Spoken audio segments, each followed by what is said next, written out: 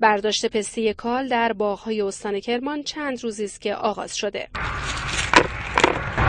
15 تا 20 روز درگیر پستچینی پستکار است. پسته به عنوان ارزآورترین محصول صادرات غیر نفتی کشور سالانه چیزی حدود 1.5 میلیارد دلار ارز به کشور وارد میکنه. بخشی از این پسته کشاورزای ما که حدود 8 تا 10% پسته تولیدی سالانه میشه به صورت کال میچینن. پسته پیش از آن که کامل برسد برای تولید مغز سبز که سبزینه آن بیشتر از پسته رسیده است چیده میشود.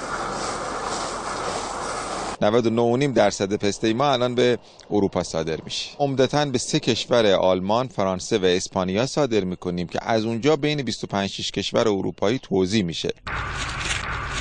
در شهرستان دامغان 14600 هکتار باغ پسته وجود داره که کار برداشت از 12500 هکتار باغ بارده شروع شده. میانگین برداشتتون پسته امسال از هر هکتار چقدر؟ عرض شود که امسال نسبت به سالهای قبل بهتره. بین 3 تا 5 تن پیش بینی میشه 37000 تن پسته تازه در شهرستان دامغان تولید بشه.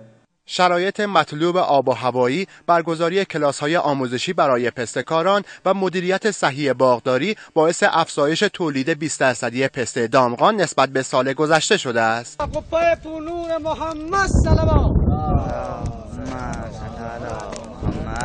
امسال محصول پسته‌تون چطور بوده؟ خوب الحمدلله. چند سالی کشت پسته در مناطق کویری استان به خصوص منطقه سبزوار رونق گرفته. امسال تولید پسته در شهرستان سبزوار نسبت به سال گذشته حدود 20% افزایش یافته.